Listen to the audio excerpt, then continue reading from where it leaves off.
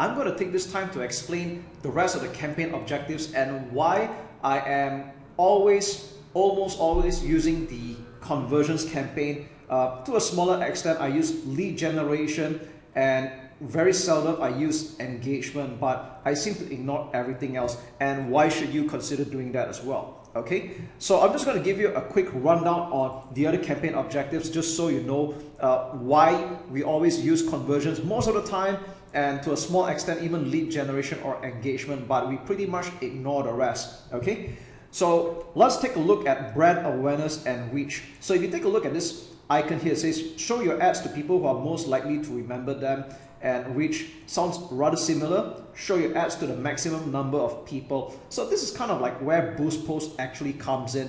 And if you have done any Facebook marketing before, or you have clicked the Boost Post button, then you know that you will get a lot of reach, perhaps for more bang for the buck. Apparently you get a lot of likes, a lot of social proof, a lot of reactions, people commenting even, but there's a problem with that. You're not getting even the interested prospects, because what's happening here is that it's just showing advertisements to people that have the habit of commenting and liking. So we don't really want that going on. Okay, so that's why I stay away from brand awareness and reach. I had pretty much not used them at all. Okay, now the next one, and this is a deception here. Okay, traffic.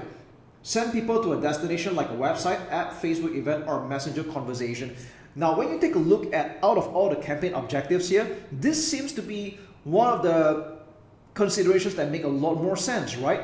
But I'm just going to warn you up front, stay away from using traffic objective, okay, despite the way it sounds, because what's happening here is that you're going to get most probably a lot of clicks. So you get a low cost per click. A lot of people are clicking on your Facebook ad, and it might seem exciting initially, just like Boost Post. But the problem is that Facebook is serving your advertisement to people or Facebook users that are very click happy. That means they have a certain behavior of always clicking on things, and you might know some friends or some Facebook users that are like that. Now imagine that your advertisement is going out to people like that, and you're not going to get any purchasers or even a lead for that matter. So don't do that. It's rather deceptive. Stay away from it. Okay, I've spent quite a bit of money doing this. I do test it every now and then, and if you don't believe me, feel free to spend a little bit of your money to test this out, and you'll find that this is also the case. All right, so out of all the campaign objectives here, this is probably the most deceptive, and where a lot of people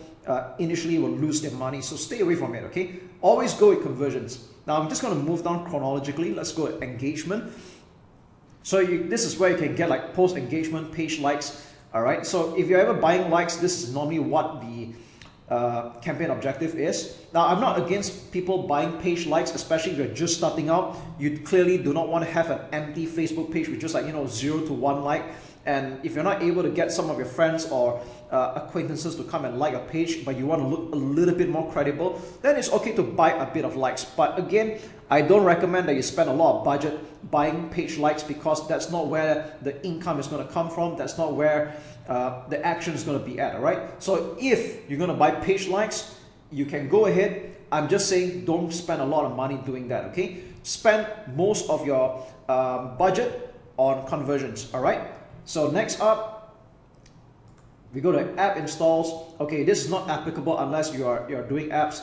Oh, let me just backtrack a little bit. Okay, there's this thing called post engagement, where you get like people sharing and commenting and all that. Now again, this is like probably my third distant campaign objective. But if you're running a restaurant and you're doing promotions, then doing an engagement post would make a lot of sense. So for example, if you're running an F&B or a restaurant and you're doing maybe like a buy one free one meal promo, 50% off, visit at lunch hour, like 12 to 3 p.m, you're going to get a very good deal at our restaurant. Then okay, it makes sense using an engagement, because people here have this behavior of sharing good deals. So it kind of makes sense to use engagement for F&B and restaurants or something like that. Okay, so app installs only if you're having apps.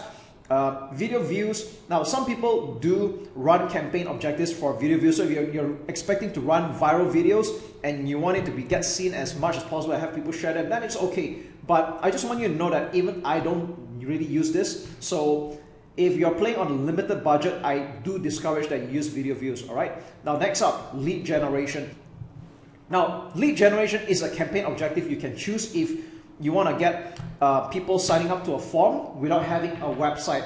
So this works especially for businesses that are straightforward, such as car wash, dentistry, aesthetics, insurance, financial planning, and so on. So it's quite straightforward in that when people click on your Facebook ad, there'll be a form that pops up, and this can also appear on Instagram. You don't need a website for this, and all people have to do is just leave their name, email, phone number, or any details that you ask, and the details will be submitted to your Facebook page, all right? And that's where you do your own follow-up calls from there. So this works especially if you are expecting to meet up in person, or you're expecting to do phone calls, or calling up the prospect. Then lead generation will make a lot of sense, all right? So this is like my distant second campaign objective.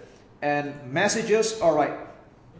If you want to have people message you directly on Messenger, then you can select messages as well. But I would say that this is probably one of my least favorite campaign objectives as well, because it's a lot of work. You're expecting to write to a lot of people, unless you're doing quite some fact finding, and then that's okay, all right? But one of the pros is that you don't really need a website for this. But with that said, conversions is really where the action is at. I would say that almost all the time, like 80, 90, or even 100% of the time, you'll be using campaign objective, and that's what I teach in my training, okay? So I've already covered that in greater detail in other videos already, so this needs no going through anymore. And followed by catalog sales and store traffic. So catalog sales only makes sense if you are having a catalog on your Facebook page, and store traffic if you are running Facebook ads to e-commerce. But then again, you should still be using conversions.